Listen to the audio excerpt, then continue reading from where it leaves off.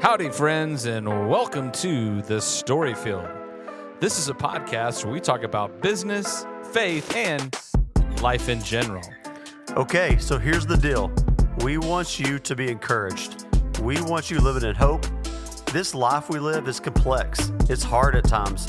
At The Story Field, you will find great stories of normal people just like us who will inspire you. Our goal is that you leave encouraged, inspired, and excited to move forward in life. But before we get started, one thing though, if you're listening and you find yourself really hopeless right now, send us an email at hope@thestoryfield.com so we can pray for you. Thanks for joining us today. Let's get started. Hey, Storyfield. We've done, maybe this is our third in person. And what's so cool, today I have Charles Davis. Man, thank you for making time. You live, I looked it up just before we left, before you got here, 3,571 miles away from where we're sitting in Petersburg, Alaska, which we're going to get into just because, we're Central Texas. We don't know anything about Alaska, but I'm super honored. So the way I want to start this is to say for the listeners, if you have ever wanted to ride or spend the night or spend some time on a yacht, if you've ever wanted to visit Alaska, or if you ever wanted to do both of those at the same time, then you are listening to the right episode, because Charles, you are the owner, you and your bride, and the captain of the Alaskan Legend, which is a yacht based out of Petersburg, Alaska. I want to say Arkansas. Man, I can't even think that far. So, man, thank you for making time for this interview. Absolutely. It was a quick jog down here. Yeah, not a big deal. I made it in a couple of days. 30,000 miles away. Yeah. Okay, so I think my heart for this interview is, I want to cover the boat and what the Lord and you and your family are doing to that, what your heart is for that. But it's really an incredible opportunity to spend some time in a place that's unbelievably gorgeous on a yacht in Alaska. So I really do want people who are listening to this, you can get a little bit of information about the yacht at alaskayacht.com. Yeah, and that's correct. Is there another place? I think you might have. There's some social media stuff about it too. Yeah, we've got a little social media. Okay, where do we find this? Instagram, Facebook. Okay. Is it the Alaskan Legend? Is it like at Alaskan Legend? I think that's what it is. My daughter set it up for me. I understand. Never go on it. But you're like me when say it. You jump on the Alaska yacht. Okay, we'll find it. And a message gets to me. I think I might even have my phone number on there. Get a hold of me directly. Okay. So, here's where I want to go. On the Story Field, we like to kind of track a person's timeline a little bit. I want to talk about growing up, what it was like. I want to ask questions about Alaska. But also I want you to interweave whenever we just get rolling into it, the Lord's voice. Charles, you're an entrepreneur. You have 3 businesses. You're a family man. You have 3 daughters. Yes. Several of them grown and gone, and one married and a grandson. Yeah. So there's a lot to talk about, but I don't want you to hold back on how you make decisions, because there's it's really a cool thing. We'll get into it, kind of just give everybody a little bit of flyby, but you think differently than most people I've encountered. And I've just known that from our short meeting the other day. And you think about things very innovatively. And I want to know how you make decisions with the Lord, how you think about stuff, why you do the risky things you do, that type of thing. So all that to say, man, welcome to Texas. We're super glad you're here. I'm glad you're sitting across the table from me. And let's get started. So tell me, where you grew up. I want to know about Alaska, your family, all that good stuff. Let's get rolling. All right. Well, thank you so much for having me here. Yeah, it's been a blessing. So, just to let you know right off the bat, we don't live in igloos. Okay. I know you're all the way from Texas, but we get people like, "You live in igloos? What's You probably save me from a stupid question. Got your back, man. No, I was born and raised in Alaska, and I grew up in logging community, small logging camps, and What does that mean though when you say like a logging, like a camp? we lived on an island in Alaska in like the middle of nowhere, and there might be the population like 60 to 85 people in a logging camp. My old man was a logger, and worked on the water, and so I mean, my upbringing, if all your logs are moved out on the water. The rafting grounds, my dad worked on the water, was right there. The camp's always built around the water. So I was a kid that sit in school, and I'd hear my dad's voice out there, son of a out there yelling some obscenities. Kids would be like, is that your dad? And be like, yeah, that's my dad. So it can be a rough place. Logging camp. You grow up in the middle of nowhere. Yeah, I mean, when I was a kid, 9 years old, me and my brothers, taking a rowboat out to an island, and go camping by ourselves. We're like 9, 10, 11, 12 years old, to take a boat out to an island. And I mean, I look back at it now, I'm like, I wouldn't want my kids doing that. I mean, we have as much as 25-foot tide swings sometimes. There's a lot going on the water out there, right? But yeah, it wasn't a big deal for us to take our BB guns or grab our bicycle and, go right out someplace and go camping. So was it super extreme weather growing up where you were? Like 40 below and stuff like that, but a lot of rain, I mean, there's times, might end up with 4 feet of snow on the ground, but, we'd love to go snow machining up in the mountains. But, yeah, we get down to 0 degrees, wind chill a little under. Wet cold's pretty tough on you though, and Southeast Alaska is wet. It's on the water. Now, for those people who may not know, because honestly, I've had to look it up too. Southeast Alaska, where is that? I mean, when we're looking at the actual mainland, I had to look it up where it was really because I didn't know what you're talking about. In full disclosure. Yeah, it parallels Canada up the west side of Canada. Okay. And so if you leave Washington State, you're going to go through Canada for a ways on the water and before you hit the Alaskan border. And then Southeast Alaska is the inside passage. Okay. Heading up. So all those remote, we've got middle of islands. Yeah, middle of nowhere. I grew up did all my high school in Will Pass and we didn't have money. It was kind of poor conditions. I mean, we had basically a 2-room house. We had 21 kids from kindergarten to high school, small school. My kids loved that. I was valedictorian, head of my class by process of elimination, and it's clear. Didn't you graduate with yourself, basically? Yeah. Weren't you Totally. But we had firewood for heat. That was our only heat source. We had running cold water till it froze, and we packed the water, split in firewood, generator for power, outhouse for a bathroom. And so I grew up in the sticks. Do you look back on it though fondly? I mean, yeah. It kind of makes you who you are a little bit. That's how I was 15 years old and got my first motorcycle. I didn't know what a carburetor was. I didn't know what a coil was, and that's just how you learn. You ask questions and you're in the middle of nowhere. You figure it out. So you're on the water. I mean, you're water people. I mean, yeah.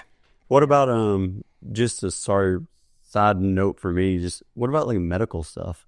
What'd you do for like any kind of, maybe even more serious medicals? Did you have to fly somewhere? Yeah. You'd have to fly if it was emergency. It might be send out a medevac, a helicopter. I'm kind of wanting if somebody gets seriously hurt, they have to helicopter them out.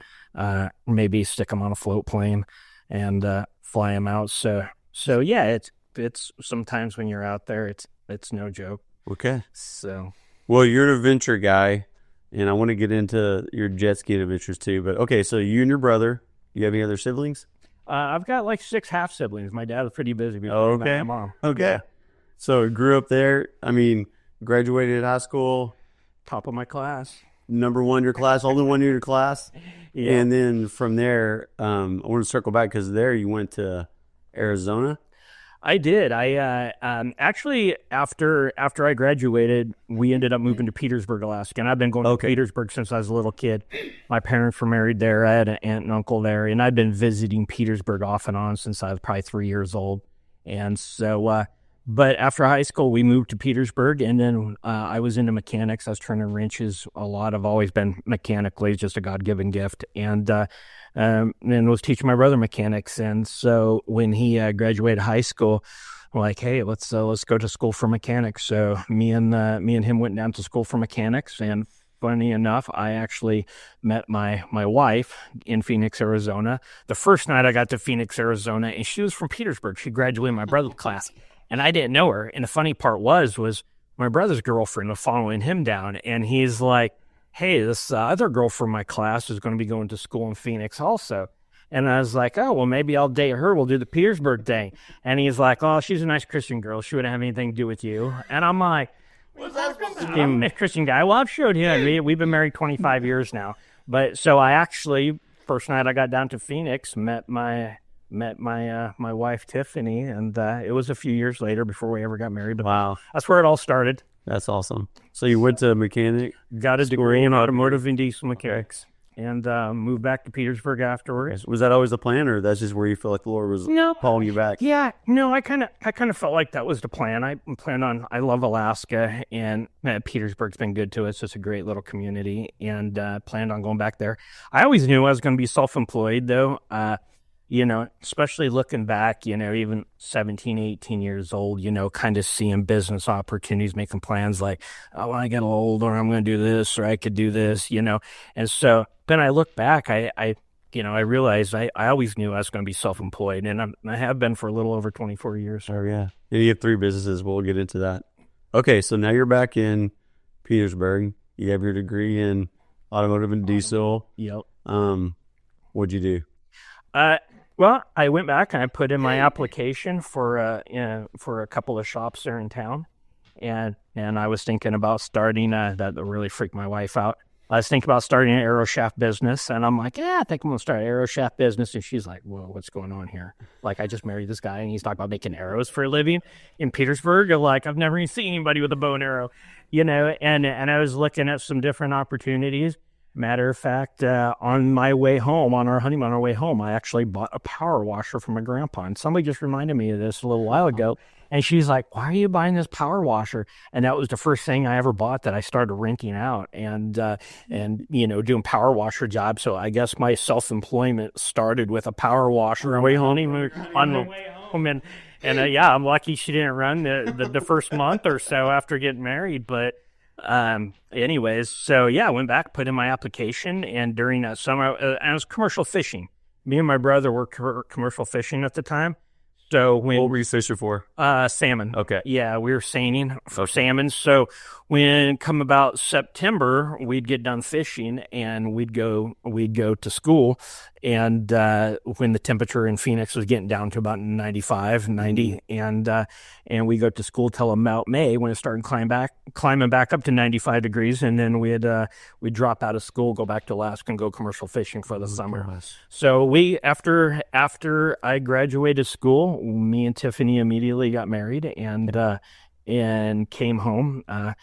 And I put in a couple of applications, a couple of diesel shops, but it was funny, that summer, my pastor had actually called me up front, was praying for me, and said, hey, I know you've got a couple of different opportunities out there that you've been looking at, but I just still like God's telling me that there's a third option, a third opportunity that you've never even considered. And so I was like, it's okay.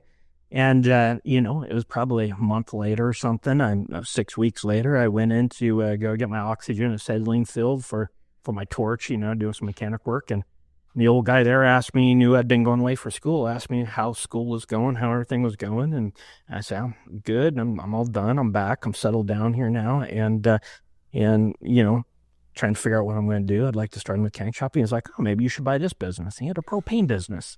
Yeah, he did oxygen, acetylene, argon, all sorts of stuff. So I was like, I'll look into it. And so I ended up, and it was God totally had his hand in it, just in numerous ways. I saw how he totally laid it out, and I ended up taking over this propane business. And I knew getting into it that I wasn't going to retire doing it, and I wasn't going to get rich doing it, but it was going to be my start.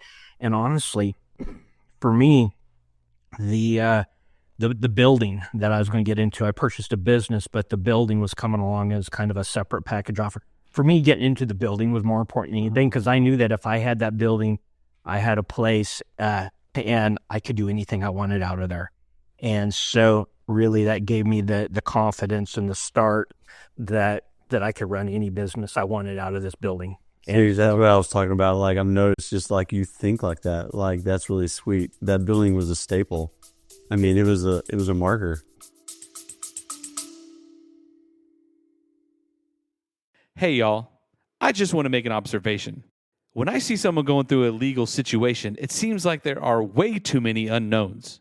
Well, the Allen firm provides legal guidance so that you can make a great decision, come to a resolution, and be at peace.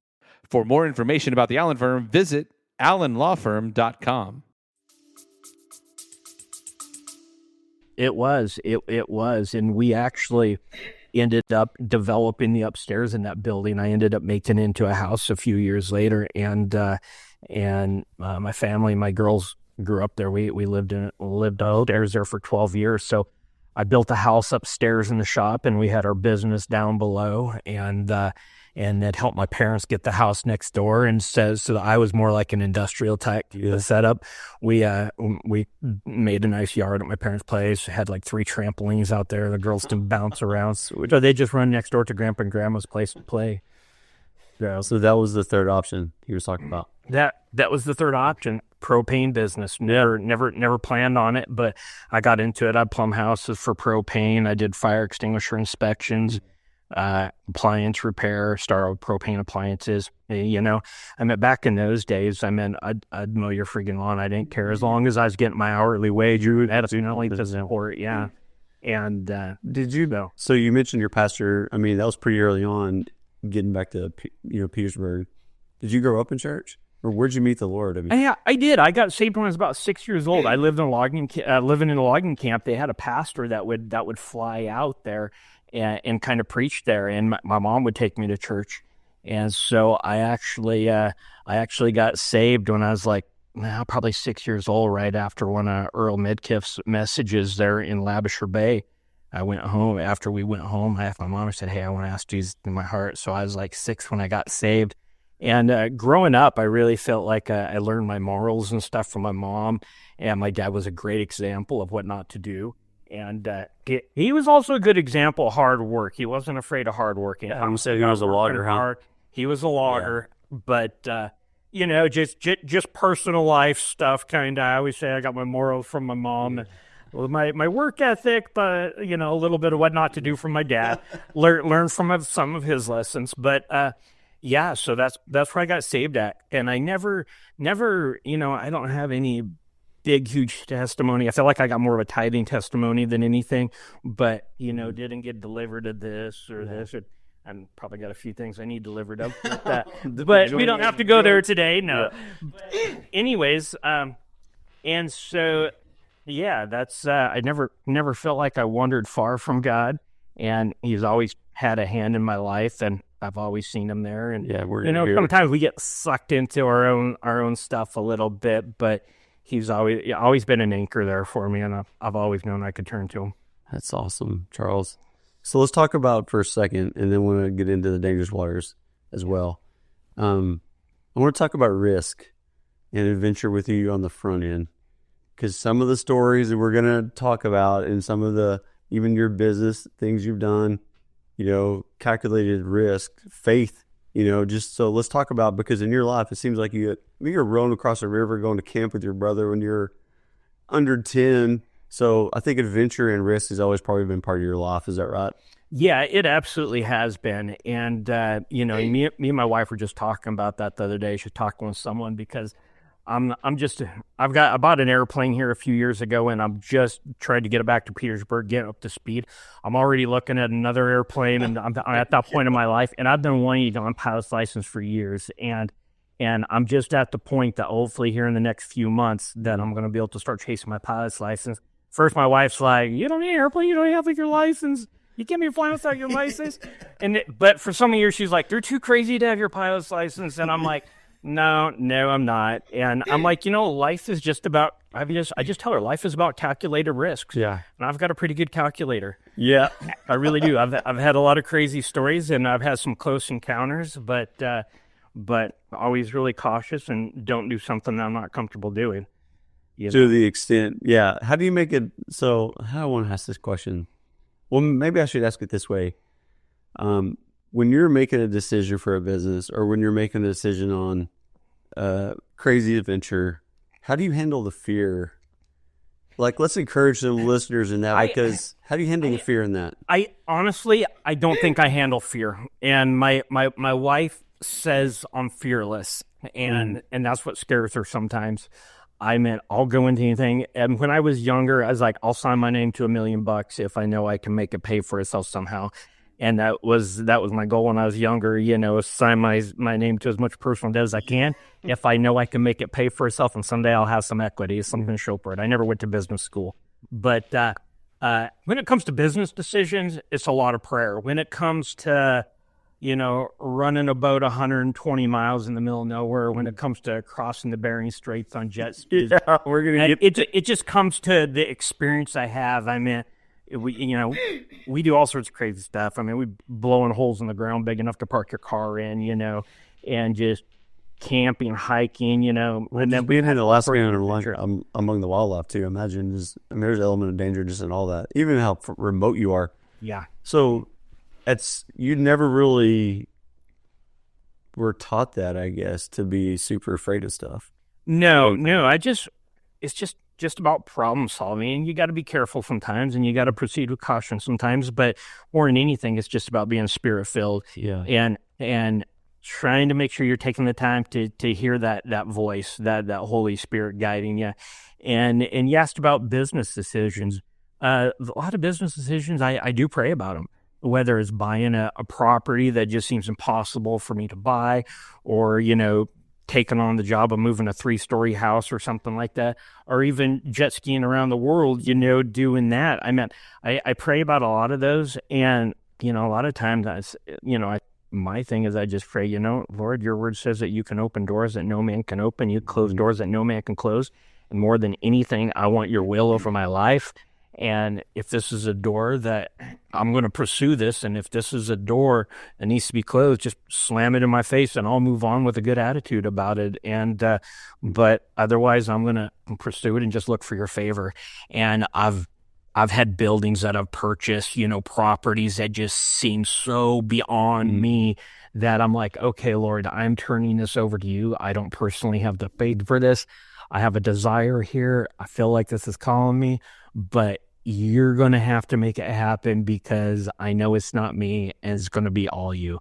And so when it happens, it's like a natural high. It's like, thank you, Lord. He showed up. And you turn it over, man. I mean, I noticed that about you. How do you, because I mean, I found myself a lot of times, like if the Lord's asking me to let go of something, I can for a season, but then I'm just like, touch it over.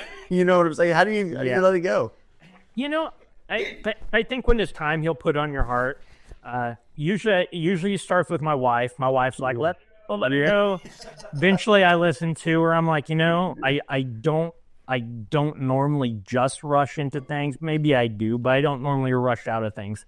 And I don't mind walking away from something. And, these days we've had multiple different businesses. We've done different stuff. And these days we're really being more, well, how would you put it? Anyways, these days we're being more intentional about what we do and looking for God's favor and his guidance. And I've got rid of, and I've seen God bring things into my life for a period, and they made me a bunch of money at the time, but I'm like, no, now's the time to move on. Now they're starting to, they were great for a period, and now they're a burden. And, So you're super open-handed with it. Yeah. And nowadays, like, I can see, okay, well, it's time to sell that. I mean, we had a boat that we sold for $200,000 more than we bought it for. We bought the boat, ran it for a couple of years, and there was 2 specific relationships during that time period with guys I worked with that I was able to develop and be there with them for, a tough time in their life, or they just totally, came to know the Lord through that. And I look back, I'm like, you know what, Lord, I was like, I think you put that boat in my life just for those two guys. And on top of that, I wasn't even trying to sell the boat, and somebody called me up and was like, "Hey, you want to sell your boat?" And I said, "No." And then wife's like, "You sure you don't want to sell that boat?" I'm like, "No." Okay, well, maybe I got to. So then I got thinking about it, I'm like, it probably, I like it, but it'd probably make life simpler. I call her back. Okay, we'll sell a boat. Yeah. And we ended up making money off the boat, and it was the right time. It moved on. So, we're really sometimes we do hold on to things a little longer than we should, but, and sometimes, things can get tough. Business can get tough sometimes. It's not because we've done anything wrong, but I've seen times where our finances got tough and I have to buckle down. And I got to lay somebody off. I got to drop some stuff out. But I've also seen it and felt like God just showed me, no, I'm pruning you for what's next. This is what's holding you back. It's time to make that next move. And so that's why a lot of times I'm okay with getting rid of stuff or moving on or closing out of business, even if it's, just pay the bills and give it to somebody else and walk away, because I know he's got something bigger for me. Because you see it as an opportunity. That's why I love how you think an differently. Opportunity. Yeah. And this year, I meant like the Alaskan Legend. Yeah, tell us about the boat. I mean, since you mentioned it, tell us about the yacht. The Alaskan Legend, 84 foot. It's a beautiful boat. Got classic lines. It was 1970. It was ahead of its time. It went through a couple of updates back in 2004. Back in 2013, 14, they dropped about $1 million into the boat, repowered it, and the boat's it's aluminum. It's absolutely phenomenal, and we got super blessed. We were super blessed on the price. God totally had his hand in the financing of the boat, and the funny thing is when I was like 18 years old, whenever I travel, stop in the airport, I get, yachting magazine. I look at yachts and I imagine, you don't think about your wife and your family. I'm like, me and my brother and our buddies, we could totally buy a boat like this, man. It's going to be like total bachelor pad, And so here I am, just turning 50, and TV cribs. Yeah, totally. It's like, come pick my boat, And so, yeah, but we bought this boat in November of 2021, and just the way it worked out that we got into, I wanted to get into the charter business. I wanted to do something with my family, and we had been looking at buying a lodge, and we'd looked at a couple of lodges. I actually, in 2019, took my whole family, a lodge I wanted to buy. The guy's like, he had the wisdom to say, why don't you bring your family, come work here for the summer? Because I was ready to sign the paperwork. I was about ready to throw money his way. Thank you, Lord, for that. And he's like, come bring your family, work here for the summer, make sure it's the right fit. And that was his wisdom. And it would have worked out fine financially, but it wouldn't have been the right fit for me and my family. Yeah. And from there, from looking at the lodge, I'm like, no, there's so many moving parts. And that's when I started pursuing the yacht business, because it's more intimate. Yeah. We do 7-night, 8-day trips, but we can do custom trips to any day. Yeah. But what's the living quarters? Tell us about how many rooms. 5 staterooms on the boat. One's for crew and 4 for guests. Okay. And so we can do 8 guests comfortably. I mean, we can slap more kids on there. We could do 9 or 10. But typically, 4 staterooms, 2 per room.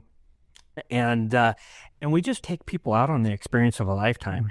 And up close and personal. Not on a boat with 2,000 of your closest friends, a big cruise ship, but it's just up close and personal. You get to know them, and we go bump icebergs, and literally bump icebergs. We take a picture on an iceberg. Whether it's getting them out on a charter to do some fishing, or whether it's bear viewing them at whale watching. We go to hot springs, and when we get together with just the guys groups, we go build a fire. We're cooking stick on a meat on the beach, and shooting guns, blowing stuff up, because that's in most of us. It's a natural thing to want to shoot stuff and blow stuff up, and so we bust out the guns, and we bust out the tannerite, and whether it's blowing up icebergs or anything else, I'm going to be a little discreet about things. But we go out and have a good time and just do what we feel like God designed us and built us to do. It looks like a dream. The trip, I've seen pictures of it in the boat. It looks like, it's a lifetime experience. Unstuck Coaches hates it when movement and progress in a person's life or business is stuck, or frozen, or slowed, or just stopped altogether. Well, we have found a solution. Unstuckcoaches.com. They offer a variety of coaching services to get you or your business moving again. Check out unstuckcoaches.com. It really is. And the cool part about it is, and I'm still laying out what this boat and this business looks like. I know God called me to this boat, and even the business, I've had some Holy Spirit encounters about this boat. I'm the kind of guy that can go 10 years without crying. Yeah. But when the presence of God hits me, when I have a supernatural encounter, I'm laughing, I'm crying. I get snot right on my nose. I'm like the baby, And there's just no denying that, when the presence of God hits you. But I've literally had a couple of different Holy Spirit encounters, or somebody starts speaking into my life about this boat, and about, it's like, hey, it's like, he's like, I've, Philip Ward, close friend of mine, Philip and Amy Ward, and just telling him what I got going on. And he's like, bro, he was like, I just feel like, he's like, it's about personal relationships. And he's like, God gave you, we got a nice 28-foot Duckworth offshore, twin 200s, take people out and do stuff. He's like, you've blessed us. And he's like, you bless people with that boat. He's like, I see it. You've been a good steward of that. And he's like, and I feel like this is a time. And he shared some verses about relationships and developing relationship. And you've been faithful in the small things. And now he's moving you to the big things.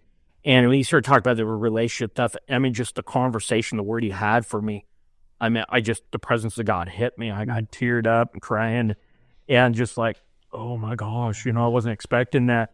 And then my close friend of mine, Greg Cook, he's got a 55-footer, and he had owned a lodge that I'd looked at when I was looking at buying lodges. Super neat Christian guy, and we've I started talking to him about and telling him about this word, and this was like 3 weeks later, and as I'm telling him about this, it's like the presence of God. There it is, and we're hooked up and crying with Greg over the phone, and 2 different times talking with Greg, it's like the Holy Spirit counter came, and one night our pastors were over, and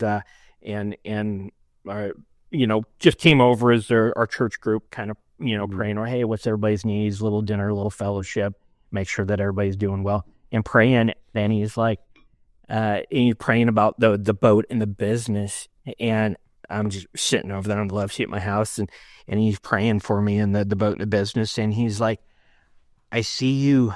He's like, I see you on the boat. He's like, I see you speaking into pastors' lives, and I can almost feel it right now, because I'm like, who am I to be speaking into a pastor's life? I could take them out for a good time, but who am I to speak into a pastor's life? Encourage him. But as he tells me this, the presence of God hits me, and I start getting choked up. I'm just like, I'm just overwhelmed. So I've had multiple different encounters, and when Pastor Ed came up and Jake Friels came up, we just did a trip with all these guys, and then afterwards, on the Pastor Ed came to church with us. Everybody came to church Sunday morning before they had to get on the jet, and he had to leave on the earlier jet. I went and dropped him off. I was like, I just kind of felt like I had a word for him. And then later, he's like, I didn't even realize it, but I looked back, I'm like, oh my gosh. I'm like, I was actually speaking into a pastor's life, because he's like, oh my gosh, you had no idea. And I was like, I kind of realized that, that was happening. And the crazy part is we'll get into my jet ski adventures, but so I bought the boat in 2021 and did my first charters in 2022, 2023. But I was doing my jet ski adventures my first year in 2011 and 2012, 13. But we were on the boat this year, and the clients, they were talking about Dangerous Waters, and I think I might have been with Jake and those guys, and they wanted to watch some of the shows. So we pull up on Amazon Prime, look up Dangerous Waters, and we're watching the Petersburg section. When we leave Petersburg, and Cade's like, hey, that was the Alaska Legend. I was like, what are you talking about? Way. And he's like, no, rewind it. And we go back and we rewind. And here is a picture. I'm almost getting goosebumps. Think back. Here is a video the cameraman got of me going by on the jet ski and on the dock, and in the background, tied up to the dock, was the Alaskan Legend. I didn't know that boat existed. This is 10 years before I bought it. The boat was not based out of Petersburg. It would have been there just visiting or tied up for a week or bringing people to town and back out. So that boat was not normally in our town. And I never knew that boat existed. But looking back, I was like, I ran my jet ski past that boat 10 years before I ever bought it. And I felt like I saw that picture. I'm like, that's me. That's my boat 10 years before I ever bought it. Yeah. And it's like the Lord just told me, he's like, I've got a plan. I mean, it was like an aha moment. I just realized it's like the Lord knew that was going to be in my future, that he had that plan for me long before any of this ever came along. So yeah, that's so sweet. You know, and at this point in the game, I've had different people on the boat. I'm doing different stuff on the boat, but I haven't, you know, it's like, how are you going to market it? You know, and my wife's like, when I first got the boat, I was like, should we bring it in the boat? She's like, are you kidding me? She said, I don't think it's any coincidence that you got a boat named the Alaskan Legend. She's like, I think that's needs to be how you market yourself. Nobody's jet skied the coast of Alaska before, jet skied to Russia, the stuff you do, move a 3-story house, whatever. She's like, I kind of feel like you're supposed to just market, you know, yourself, your boat as. She's like, I think the name's appropriate. And I'm like, at first I didn't think much of it. I was like, yeah, it's kind of romantic. I love the name of the boat. So the Alaska Legend is kind of a part of the family now, but just seeing that the plan that God had with it, and I haven't wanted to jump into offering it for, you know, photography trips or this or that. And I've always had a heart for wanting to do something for pastors and with pastors. And even if it's feeling like, yeah, I'm going to bring in these clients and make this money so that I can bless these guys, bring these guys in on trips. But I really feel like it's supposed to, I want to be doing men's ministry stuff, you know? And it's like, whether we do marriage class, seminar stuff, whatever. My wife does a lot of that. My wife's absolutely amazing. And she does, you know, does health coaching and does a lot of different stuff. And we've been told, you know, you might even need another boat or even another bigger boat. And they're one up like that. You don't got to tell me twice, but you know, and like that's what they told my wife. I feel like God says He loves you a yacht, and He loves you yacht. That's gonna be like, yeah. I hope it's like 120 foot worth of love. You know, that's awesome because I was gonna ask you like, what's your heart for the boat? I mean, we heard it. Like you really are focusing on. Like you have a heart for pastors, for men, for I want to see guys growing up knowing who they are, and that's where I think I have the self-confidence. Sometimes I walk into deals sometimes or pursue deals, and even situations, whether it's getting out flight on the plane that you want, I'm like, I walk into it. I don't want to say it's cocky, and it's not because I'm anything special, but because I know who my father is. Yeah. And I think that's so important for men, whether it's businessmen. I think for women as well, men or women, knowing who you are and who your father is. And it's like, my father is a king, and you're sitting in my seat. You know? And so, but just going into deals like this, His word says that He made us in His image, and you look at the love and what you want for your kids, and you want the best for your kids, and why would we not think that God doesn't want the best for us? And so sometimes, but more than anything, I want His will, and that's what I seek. And I'm like, if that's Your will, Lord. And I've had property deals that look like they were walking away from me before, and I just turn it over to Him. I say, you know what, Lord? I'm like, my heart's desire is that property. I've got a plan for it, but if that's not in Your will, I don't want it. I'm okay with that, and I'll be fine with that. It looks like that deal's going away, but this is a case of, only You can open that door or close that door. And so I just turned it over to Him, and if I didn't get it, I would have been, I wouldn't have been disappointed about it. I'd put some time into dreaming about it and walking the property. Well, that's free. And they came back to me and said, hey, yeah, we had somebody else, maybe cash buyer, somebody else trying to buy it, but we want to sell it to you. You have 100 stories like that. I do. I really do. You rode a jet ski to Russia. Is that right? That's right. Has anybody else done that besides you, your brother, and a couple of guys? No. So No. tell us about There has been since then. Most people don't know this, but we were the first ones to ever jet ski from Alaska to Russia. Nobody had ever crossed it on jet skis before. Is it reason for that, or are you just like, we could do it? Reason for that. It's one of the roughest spots water in the country. I mean, the first time we attempted, we didn't make it. We were rolling 15-plus footers out on the Bering Straits in cold temperatures, and Good gracious, we lost bud. a motor in a jet ski. We couldn't tow it. And then we ended up with 5 guys on 3 jet skis, and one of them was half full of water. They'd rolled it over a couple of times, and we had to abandon a jet ski out on the Bering Straits of season 1. And Okay, so back up, because people may not know. So let's talk about it was in 2011-12. There was a series called Dangerous Waters. We've talked about it a few times. Yep. That they made about this adventure of y'all, right? Yeah, and this was just a matter of I was, one summertime I was at home, a guy named Stephen Mall, a good friend of mine. He had this vision. He had an advertising company, and he discovered jet skis and put on a dry suit and not just run around your lake. And he went out underneath the Golden Gate, was taken out on the coast, and then it jet skied to Catalina Island. He's like, I want to do a jet ski show. I want to, he felt like he had the connections and had the dream and vision of jet skiing around the world or not around the world. At the time, it was going jet ski the Nile and the Amazon and all these famous places. And so what he did was he said, okay, well, if I'm going to do a TV show, I'm going to actually have to go out and do something to get somebody to believe that we can do it. And so he had some California news crews kind of following what he was doing. He's in marketing and advertising, and so him and a couple of buddies drove up to Prince Rupert, Canada, and jet skied on up through the Northwest Passage. They jet skied up to Glacier Bay, and on their way back, they broke down outside of Petersburg.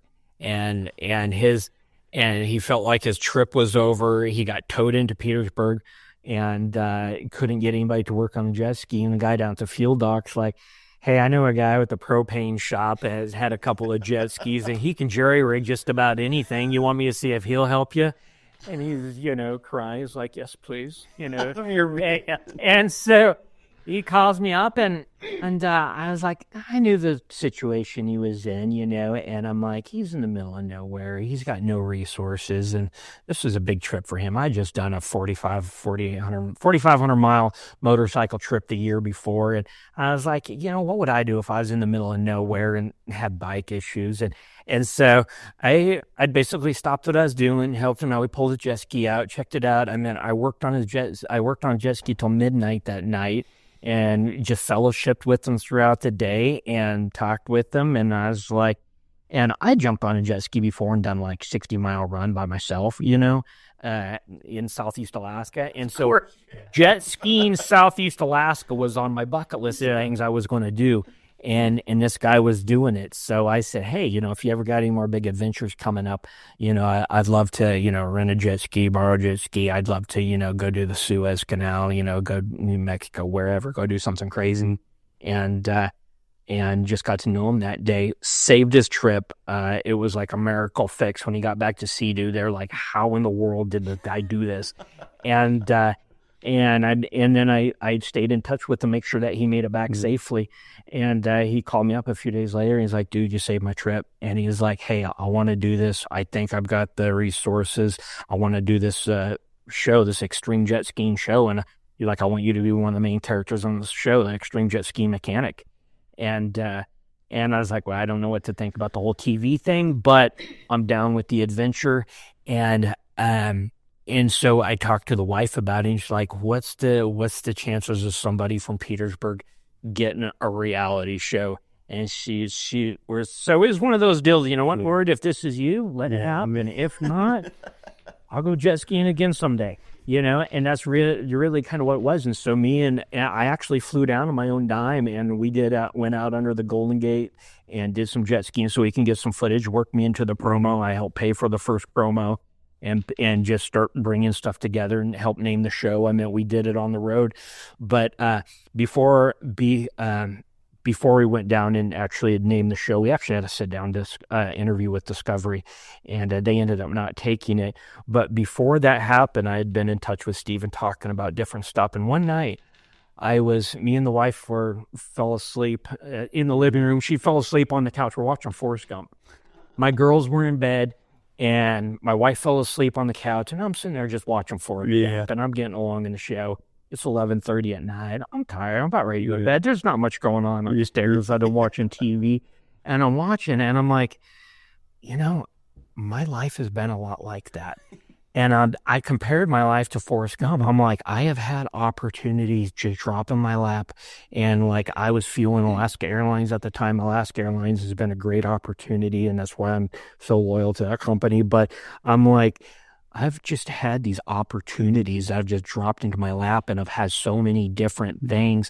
And all of a sudden, the presence of God hits me. It falls on me. And it's like, I could see these, and I'd already had a desire for like lodges and doing like youth camp type of stuff, and thinking that I'd have to have a high-end lodge with high-end clients to be able to do stuff with, more like pastors or kids on the side. But that was like, all of a sudden when the present God hit me, it's like I could see the TV show, I could see the jet skis, and it's like it emerged. And it's like these dreams from here and here and here. It's like they all came together like a puzzle. Yeah. And it's like they just came together, and it was almost like a light bulb came on. And it's like I could almost hear him just say, I'm giving this to you. Yeah. And the presence of God, when he hits you like that, he's like, I am giving this to you. And I'm just thanking him. I'm crying, but it's like he just downloaded is all about timing. It's like, here's my wife, supportive. She's sleeping on the couch. I've got 3 little girls. I've got 3 girls. And I'm like, a year ago, we would have been in a point in life, and just saw how the timing of where my girls were at and my family is at, and how it all just tied in together. And man, I was just wrecked in the presence of God. I was praying over her while she's sleeping, and just thanking God for her. And go in, just praying over my girls while they were sleeping, and just thanking him for everything he's done, and just repenting of stuff. I'm one of the guys that like be sitting in church listening to a pastor. Before you know it, I'm building something in my head. I'm figuring out how I'm going to move this 3-story house. I'm not even paying attention to what's going on. And every once in a while I catch myself, I'm like, oh, freaking pay attention, Charles. Pay attention. And I actually remembered repenting to him, Lord, just forgive me of this. Forgive me of sitting in church and daydreaming about other things. And it's just like he told me I'm giving this Eve. I just felt him say, hey, I made you that way. Yeah. Oh, no. It's okay. Don't beat yourself up over it. I made you that way. And so it was a total Holy Spirit encounter, and I just got drunk in the Holy Spirit. That next morning, I woke up. One of my best friends came over. Darby came over, brought us coffee, and it's like I didn't say anything. I couldn't say anything. I'm like, and then the devil wants to start coming in. Did that really happen? Did that? I'm like, dude, I was crying. It's been like 8 or 10 years. I'm like, I know that was God. You're not taking that away from me. I know what that was. And like literally, it was about 10:30 that morning. My wife was getting ready. I got her alone in the bathroom without the kids, and I'm like, hey, you're not gonna believe what happened to me last night. And as I start telling her about this experience, the presence of God just falls all over me again. And it was awesome. Same thing I told one of our elders about 3 weeks later at church, and the presence of God just falling all over me. And I'm like, and that's why I know he's just confirming. So when we rolled down to California to go do this interview, I told the guys, I said, hey, I had a Holy Spirit encounter about this. I was like, this is going to happen. I said, I'm not saying it's discovery. Yeah. I'm not saying it's going to go the way we have planned, because usually he's got a better plan for us than we do. But this is going down. It's gonna happen. And I was like, I have no doubt. Yeah. So you're down in California. You had these like experiences. I had like with your Lord. How did you go from there to actually filming and going and doing this? And what was the rhythm? How did it work? Everything progressed after going with Discovery. We ended up we built coming back from that interview is when we decided to name the show Dangerous Waters. That way We weren't stuck to a certain brand of jet ski, or if it was on the water, if we're going to end up in Africa or Australia or something with those jet skis with wheels on the bottom. Yeah. It's like, it's have to do with water. So we came up with Dangerous Waters. And we named it that night, and everything just slowly progressed. We ended up coming up with a network that wanted to run the show. And then we had a company that was going to be a financial backer. And they talked to us. We had a lot of group stuff and things. But as summer's coming up, it's like there was no money showing up that wasn't showing up. And they're talking a lot of talk, but we never saw any money out of it, coming from it. And we just, as a group, me, Stephen Mall, my brother Wes Davis, Andrew Mazzella, one of friends, Pat McGregor, we're the original 5 guys that did the show. We, get together like, hey, look, I don't think these guys are going to come through. Obviously not on this timeline. We can't depend on them. And we're like, we're going to have to make this happen ourselves. We have because we're supposed to have gotten paid to go do this. Yeah. And we're like, we have a network that'll run our show. When are we ever going to have this opportunity? So if we're going to do it, we're going to have to pull together. So we all went out knowing that we didn't have a paycheck coming from it. And my brother Steve gave up everything he had, put it into the show. My brother was able to take an equipment loan against some of his equipment. He put up $50,000, which got us out of the driveway. We never would have even left California if it wasn't for McGrath West. And then as we got into it, a friend of mine, Perry Allen, worked with GCI. He lined us up. GCI is the big cable provider for cell phone cable in Alaska. They ended up sponsoring us, buying the rights to the show in Alaska. And so that hooked us up with some cash. Andrew Mazzella, we lost a jet ski. Andrew Mazzella, put 25 grand or something, put a jet ski on his credit card, so we get this jet ski brought out to us, but delivered to Homer, where we go, switch it all over. A week or so later, that machine only had, I could just go on for hours. We ended up sinking that jet ski in the Gulf of Alaska, brand new jet ski, and I had to get another one. Just ridiculous stuff. So what was the plan then? You're going to say, hey, you really did. Y'all were going to be like the 5 of you guys were wanting to ride across the Bering Sea, across the strait to Russia? Well, was that their first plan? Or? Well, the very first plan is when it came together and we were figuring out what we're going to do. He's like, we're going to jet ski all these famous places, the Amazon, the Nile, the Suez, Bighorn, Africa. And I said, hey, I want to be the first one to jet ski from Alaska to Russia. I know that we could do it. And he's like, all right, Alaska to Russia it is. Hang on, why do you know that you could do it? Because it's about an 80-mile crossing. The water is rougher than crap, but it's 80 miles. Like, we can pack enough fuel that we can do it. Okay. And they're like, all right, Alaska to Russia it is. We'll put it on the list. Charles, And that's the way it came down to. It came down to money. It said, hey, because of finances, we're going to do a Russia crossing first, but everybody's into Alaska right now. Alaska Skate Troopers, Flying Wild Alaska, all these different shows. Yeah. And so they're like, we're gonna jet ski, through Alaska, trying to get through Russia. And like, all right, let's do it. So we just kind of all pulled together, part of that team, and everything kind of snowballed and developed to that point. So we left Ballard. We jet skied season 1. We jet skied from Seattle up to where I live in Petersburg, did a bunch of retrofits on the skis, which I had planned, me being the MacGyver of the group. Yeah. I'm like, we need some lights on the skis. Yeah. We need to build a fuel rack on the back so we carry jerry jugs. We didn't have a support boat. We started out with a few jerry jugs, ratchet strapped on the back of a jet ski, but we built a fuel rack so we could haul with what was in the ski and on the back deck. We could haul about 54 gallons of fuel, and I put a pump inside the jet ski so that if you just move the gas cap on your jet ski, that you can pump the fuel from the tank into your machine out on the open water. And so we did a bunch of retrofits in Petersburg, and then we jet skied all the way up to Haines, where we had a motorhome pick us up, because Haines up to Anchorage we had no water support. We were running on our own. and there's far enough run. So we motorhomed up to Anchorage, and we left Anchorage, jet skied Homer, Kodiak, every little place between all the way up to Bristol Bay and up to False Pass to the beginning of the Aleutians and up to Bristol Bay.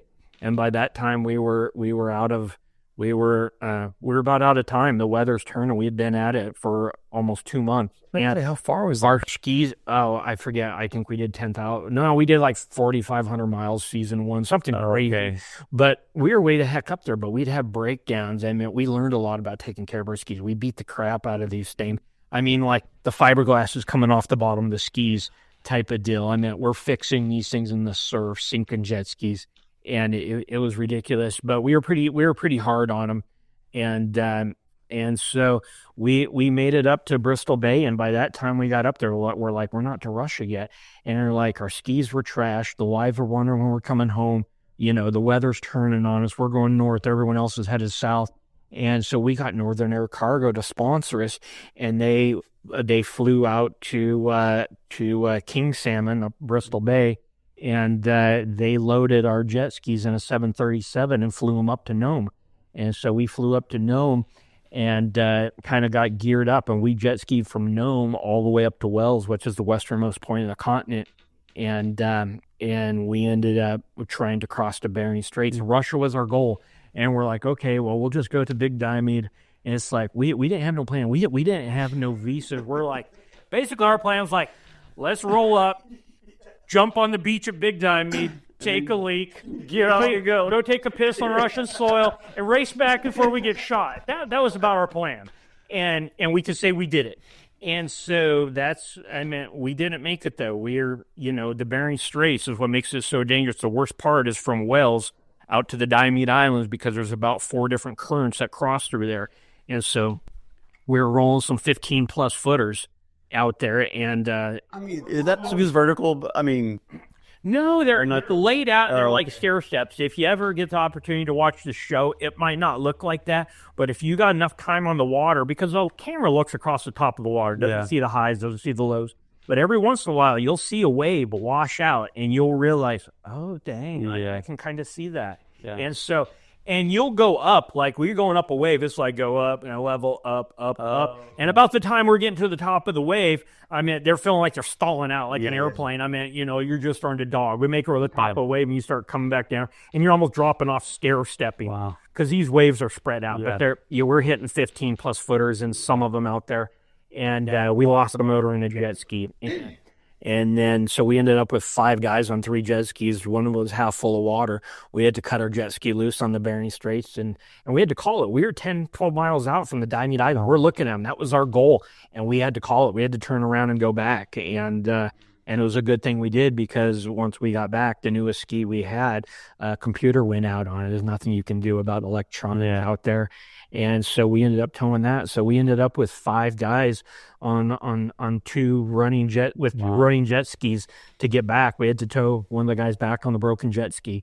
And so that was season 1. After that, we got sponsorships, and things started rolling. We had somebody buy into the show. Jimmy Anderson, bless his heart, he came in. It was more like a hobby for him. Got things rolling and got us going.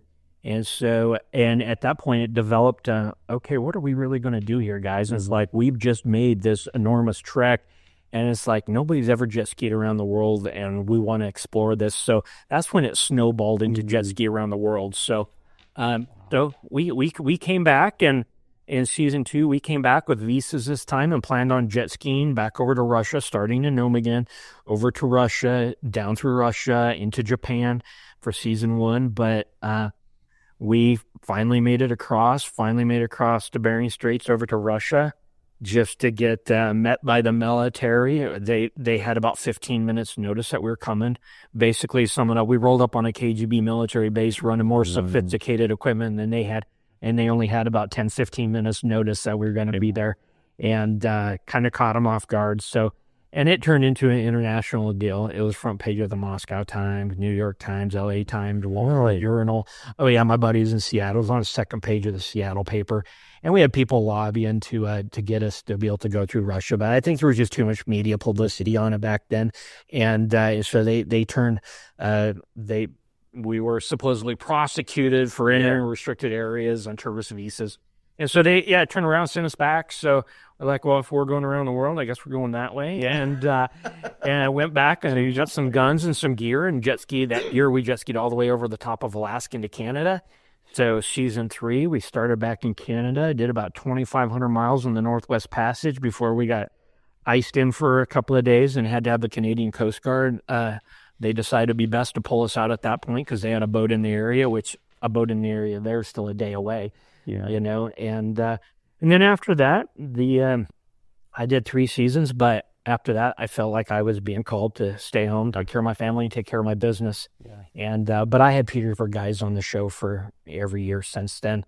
I mean, for the rest of the season since then, and now that the show's over, Stephen Molly's got Dangerous Waters Adventures and runs jet ski tours out of Juneau, Alaska. Where can we watch it anyway right now? Amazon. Amazon Prime. It used to be free, but now you can watch it. I recommend the first 3 seasons. Yeah.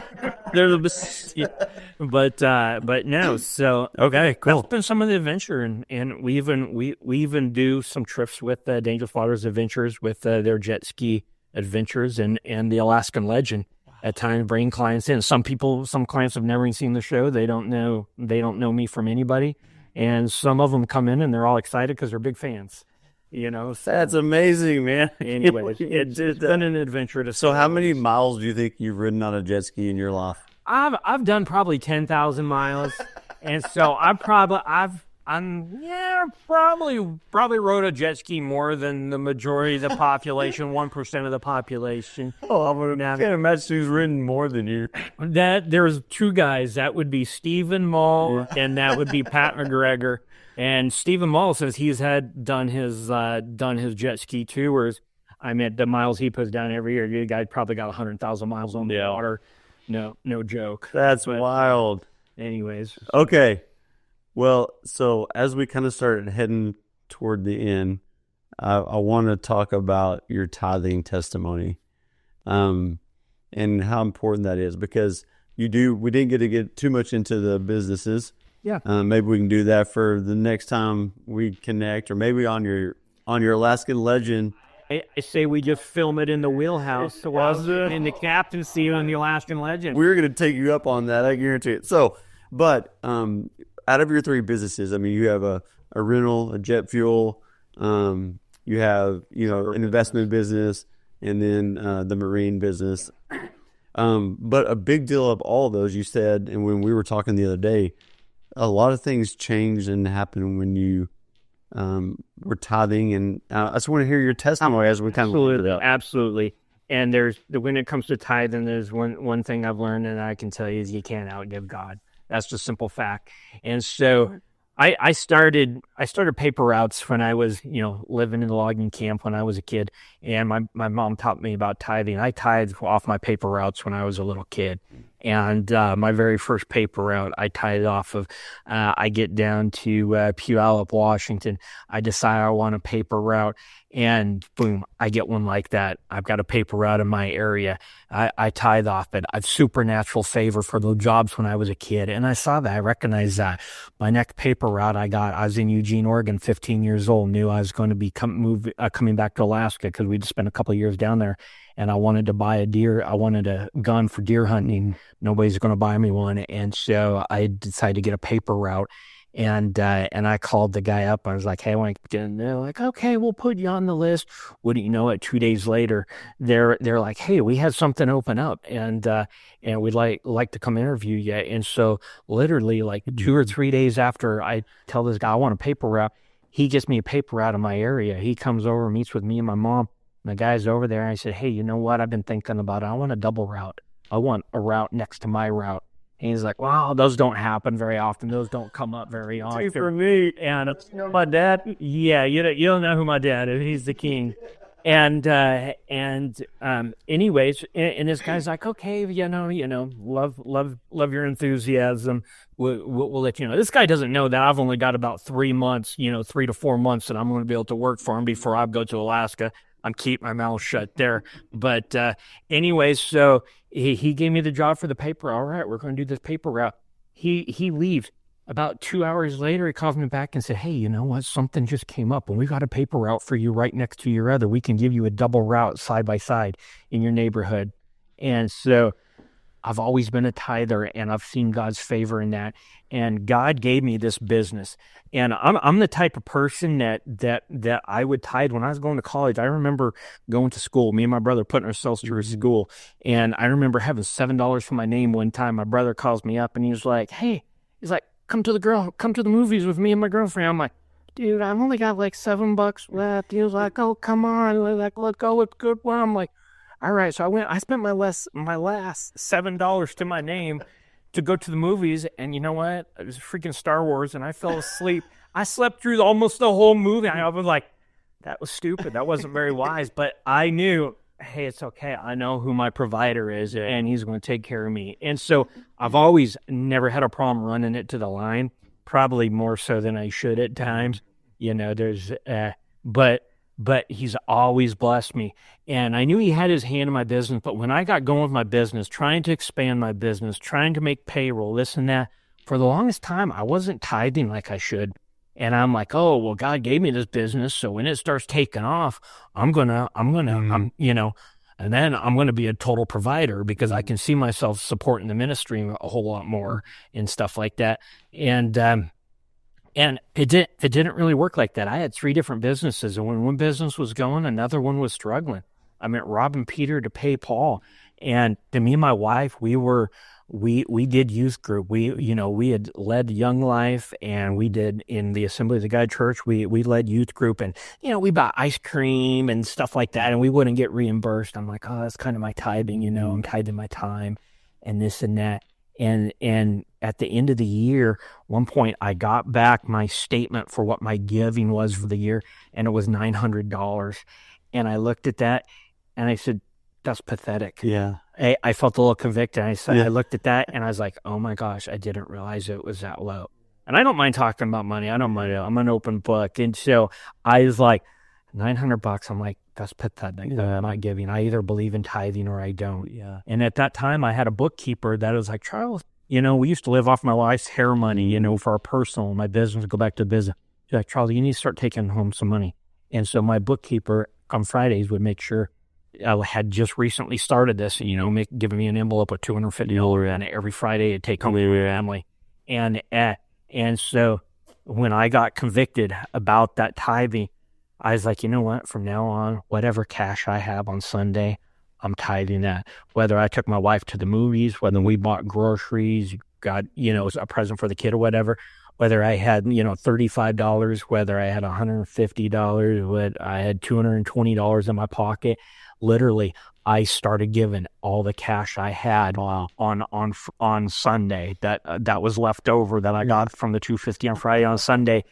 And I remember we had a guest speaker come, Darren Lindley. We had this guest speaker come, and they take a tithe. And for some reason, I don't even know why, it might have been a job I got paid for or something. For some reason, I had $450 in my pocket. And I'm like, heck yeah. I'm like, dude, I just tithed half as much as I did for the entire year last year. I'm like, I love this. Yeah. And that was my attitude. And I gave it. And with all of a sudden, within a period of like 6 weeks, it's like things started changing and money started coming at us. When I say money started coming at us, I mean, people always assume because I own 3 businesses, I've had people way older than me say, well, I try and give them a piece of advice. And I'm like, well, if I had as much money as you did, and I'm like, are you kidding? If you had as much debt as I did, the whole debt. Yeah. And so, but nobody ever gave us anything or helped us with anything. And then all of a sudden, Tiffany's mom's like, hey, this was from your dad. This was something, and give them to your sibling. Gave us like $1,500 or a couple $1,000. And then all of a sudden somebody comes over and is like gives us an envelope like, hey, this was left for you at the church, and it's the envelope with $1,000 cash in it. And it wasn't even a church that we went to. And then my mom comes over like, hey, somebody left this envelope over at the house. I've been over at my house for a couple of weeks now, and I keep meaning to give it to you. And it's just got her name on it. And it's like another $1,000 cash. And like all of a sudden, within no time, we had like $6,000 given to us. And I'm like, this is crazy. And I'm like, this is nuts. And so I'm like, I have not seen breakthrough and I know it's related to my tithing because it opens doors spiritually, and it opens those doors. And so I was like, okay, my business is going to start doing $250 a week. I'm just going to write a check out of my business. And it's like, I started paying that $250 a week. And then pretty soon my bookkeeper leaves and my sister-in-law comes in, and she's an amazing bookkeeper. And then she's like starts taking care of our stuff. And all of a sudden it's like all three businesses are starting to click right at the same time. And it's like, and I start seeing actual growth and bills getting paid off with her managing our money, and just her coming was such a blessing. It was after I did that $250. So I'm like, okay, I'm doing $250 a week and through the business. And then pretty soon I start seeing that change. And I'm like, you know what? If I can do $250 a week, I can do $300 a week. And here we go. So I went to $300 a week, and I'm not joking. Within a probably 6 weeks after that or something, the wife's like, we were just at that point. The wife's like, hey, the girls are getting old enough. Let's go do a trip, just the two of us. Let's go down to Seattle for a weekend. Let's get away, you and me. And she's like, well, hey, this weekend, Georgina, when you ban off, is like Global Celebrations is going to be in Seattle. And she's like, these guys are really good. Let's go to the conference. And so we fly down to Seattle, just the two of us, to go to this conference. We don't know a single person at this conference. There's probably like 500 people there. And the very first night, I'm staying up there just worshiping. They had a special prayer line for the first 100 people that subscribed or whatever. And I'm up there praying, and this couple comes up to me, and they said, hey, are you in line for prayer? I'm like, no, I'm just worshiping. They're like, hey, can we pray for you? I was like, yeah, absolutely. And so they started praying for me and had a couple of words for me. And I was like, hey, they hear from God. Amen. Yeah. Thank you guys, and that was it. And that night they present this trip that they're going to have going to Israel. And they're like, if you want to go to Israel, just stand up.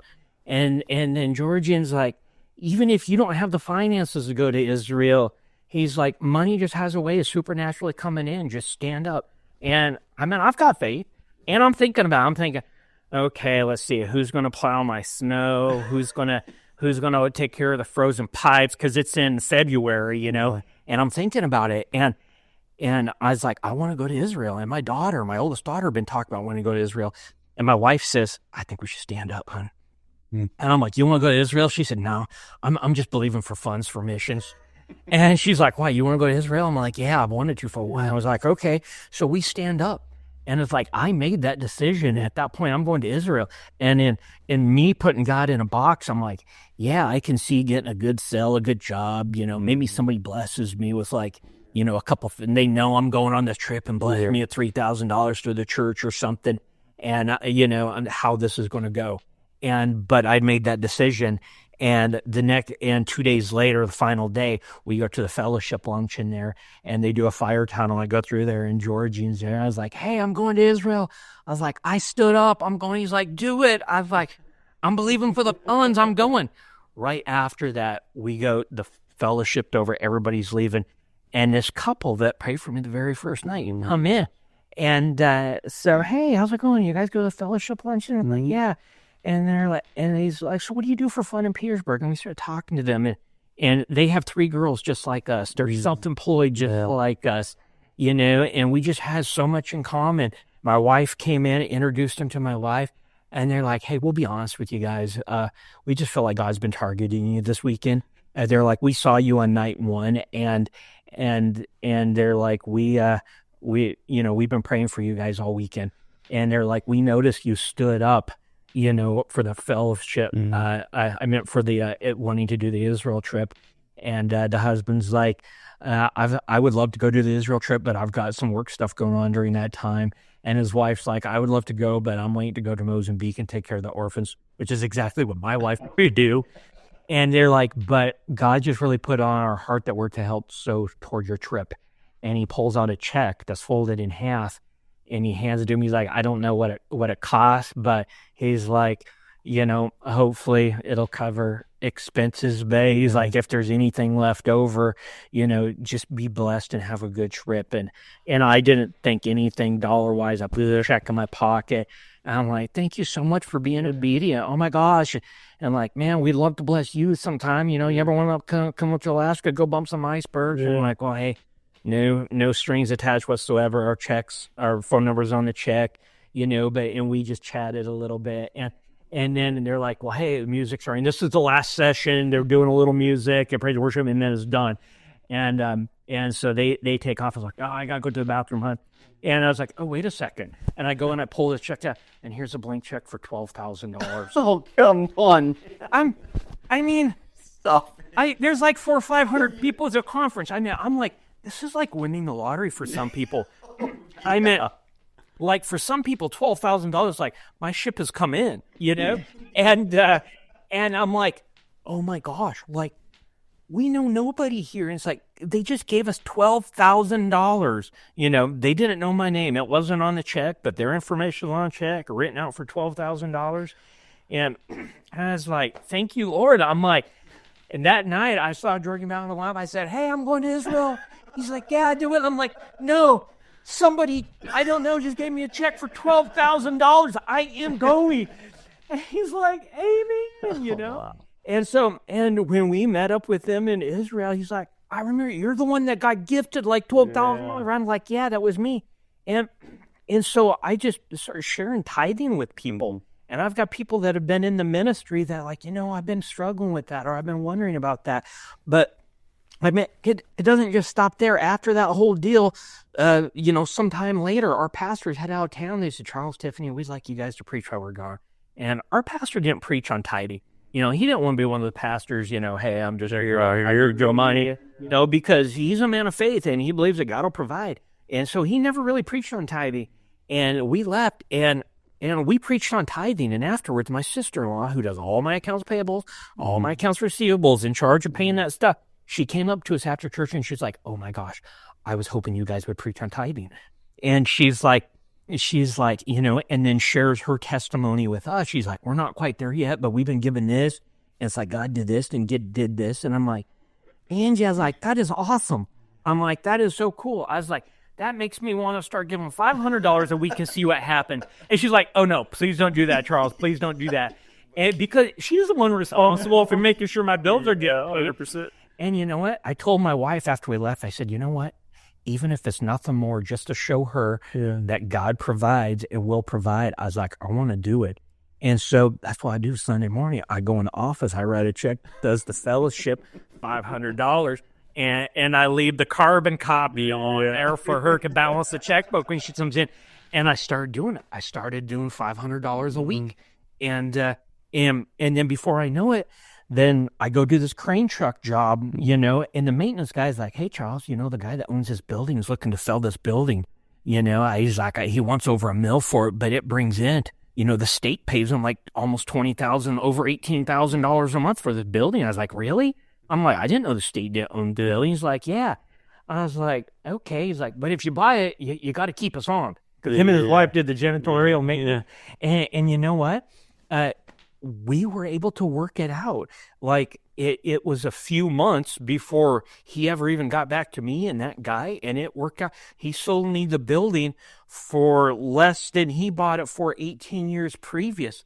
And, he's like, I had the building sold 2 years ago for $1.5 million. And my wife wouldn't sign the paperwork. And he's like, we've had some medical issues. We've had some stuff going on. He's like, I'll sell you this building for $1.5 million.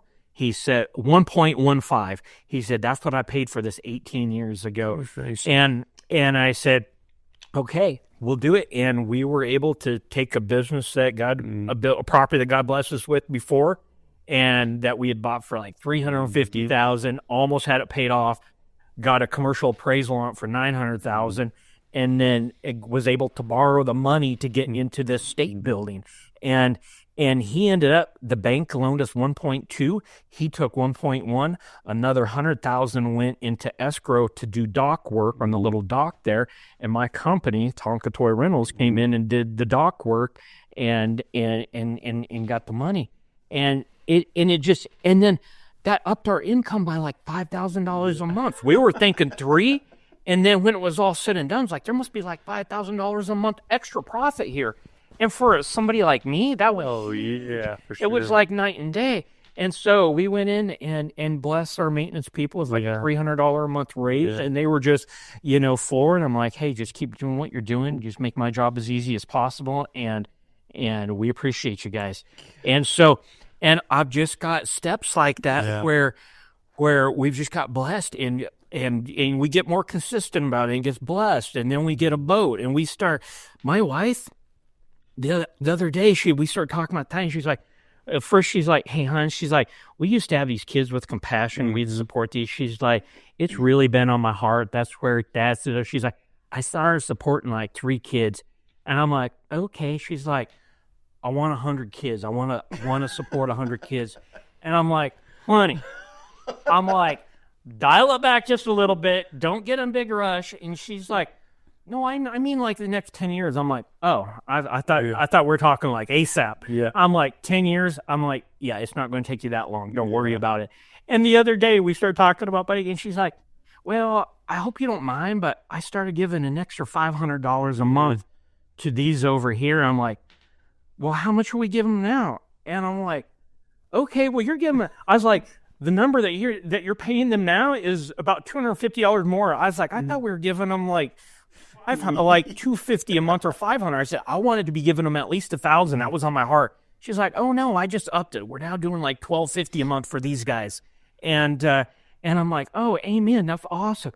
And she's like, I was like, yeah, you picking up more kids, or she's like, well, I got tired of balancing the checkbook, or balancing it or whatever, She's like, it was easier to just pay for the whole orphanage, like $350. I'm like, what? You get a deal on them? I'm giving her a hard time. I'm like, what is it, like buy 6 get 1 free or something? I'm like, it, made your book where to just sponsor the orphanage.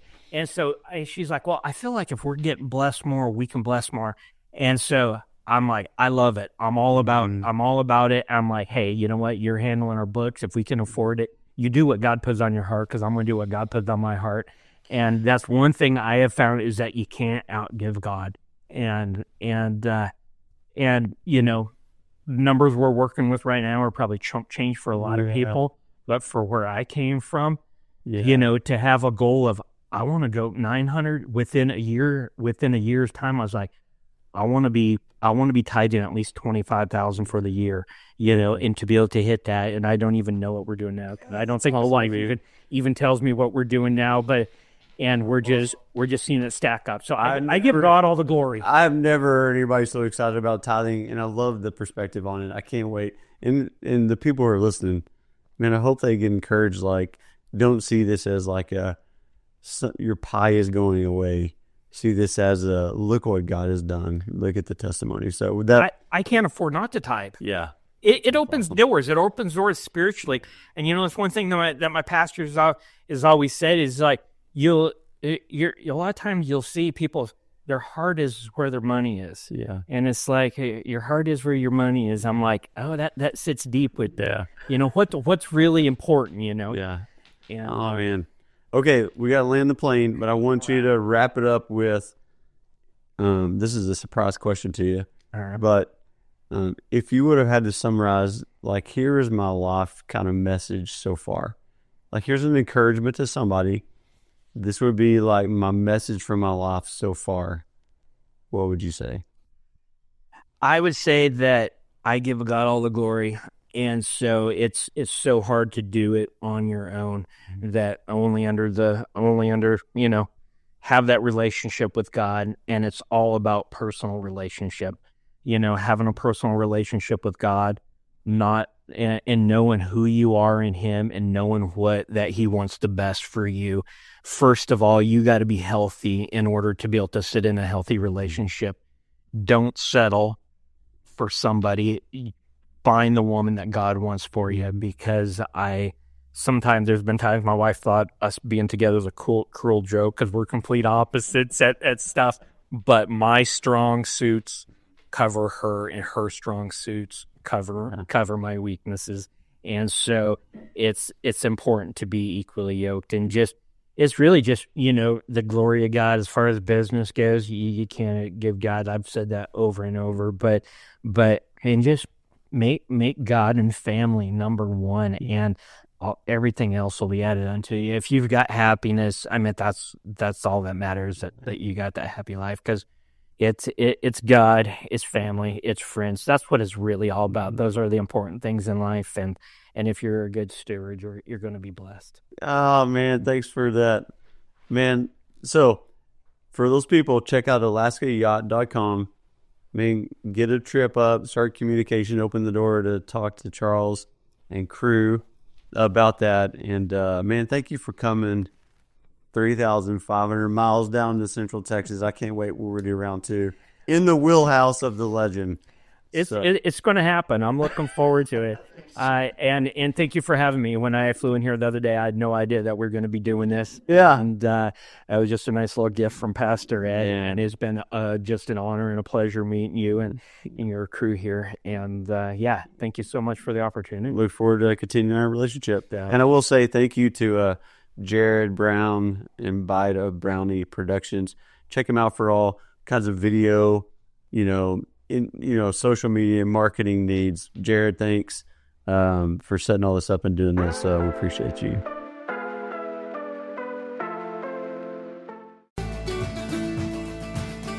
Thank you for joining us on this latest edition to the Storyfield podcast. We hope that you have been challenged, inspired, and ready to take that next step, whatever that is.